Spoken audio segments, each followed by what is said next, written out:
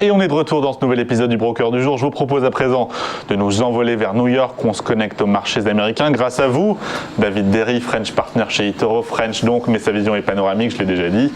Que nous dit la performance du Dow Jones sur les séances récentes? Alors on avait vu ces dernières semaines une forme de rattrapage des marchés américains par rapport aux marchés européens qui eux-mêmes avaient surperformé depuis le début de l'année. Les US qui multiplient les records depuis quelques séances et qui prennent définitivement leur revanche. Écoutez, pour le moment, on voit que le mouvement est en train de s'essouffler un petit peu. C'est un peu comme en Europe, hein. On a les mêmes craintes qu'en Europe, hein. Comme le disait très bien Antoine. On a le variant Delta qui inquiète les marchés. Et puis on a ces peurs de l'inflation trop importante qui devraient amener à mal les investisseurs. Et donc on a des indices américains qui justement sont en repli. Donc là par exemple sur le Dow Jones, on est à 34 228 points aujourd'hui. On se reprend un peu ce matin, hein. On se reprend vers les 34 000 points sur le Dow Jones. Et on va suivre maintenant cette semaine les résultats notamment des entreprises tech, hein, parce qu'on a plusieurs entreprises, hein, comme Microsoft, on a eu IBM aussi qui a publié ses résultats hier, on en reviendra un peu plus tard. Mais donc on a beaucoup de résultats qui arrivent, et donc si les résultats sont au rendez-vous, on pourra avoir une reprise des marchés, hein, vers les 34 000 points, et au contraire si les résultats déçoivent et avec les inquiétudes qu'on a en ce moment, on pourrait venir corriger.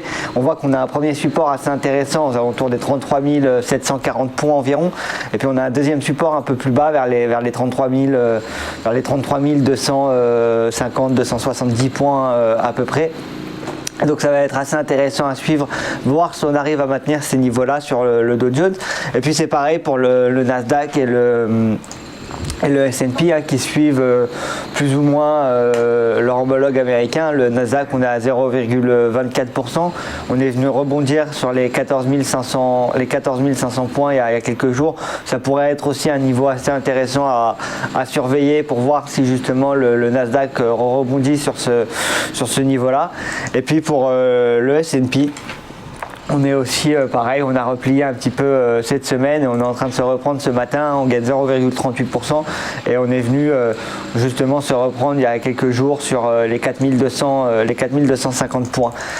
Comme je le disais, donc on parlait du S&P. Ce qui est assez intéressant sur le S&P, c'est que la composition de l'indice a pas mal évolué. Il y a déjà eu Tesla qui est rentré il y a quelques temps dans le S&P, et puis là il y a Moderna qui devrait faire son entrée demain et qui devrait justement profiter, et qui a d'ailleurs déjà profité de cette annonce pour augmenter. Là on le voit bien sur le graphique, hein. Si on se met en journalier, on va bien le voir que depuis le début de l'année, Moderna c'est quand même une performance d'environ x3, hein, donc d'un peu plus de 200%.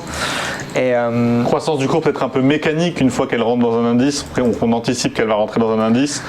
Nécessairement le cours est orienté à la hausse parce que les pondérations des gestionnaires d'actifs, en général, quand une action fait son entrée dans le S&P ou ce genre de choses, il y a tous les fonds d'investissement et donc tous les gestionnaires d'actifs qui vont l'acheter pour justement la mettre en portefeuille et pour en général répliquer le S&P, hein, parce que pour rappel, les fonds d'investissement, la plupart des fonds sont passifs, donc ils vont simplement essayer de répliquer l'indice, et donc dans ce cas-là, ils vont acheter les sociétés qui composent cet indice. Et donc quand une société fait son entrée dans l'indice, on a les fonds d'investissement de la planète qui achètent et qui s'allouent. Et donc Moderna qui dépasse les $300, hein, qui est à 313 et qui continue sa forte hausse, hein. Là on le voit, si on remonte encore en 2020, l'action coûtait un peu moins de $20, hein, on était aux alentours de 17, donc c'est plus de x10 en l'espace de 2 ans, hein. Le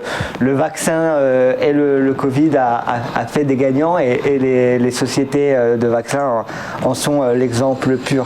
Petite fierté française aussi, puisque Moderna est dirigé par un Français, Stéphane Bancel. En effet. Et donc on a après IBM qui a publié ses résultats hier.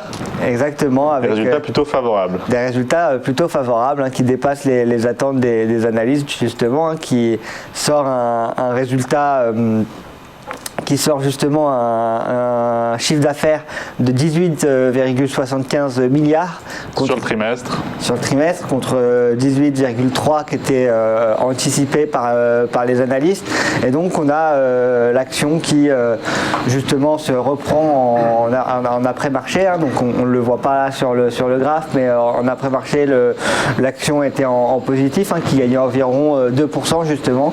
Et IBM qui profite notamment du cloud et des très bonnes performances du cloud pour surperformer ses résultats.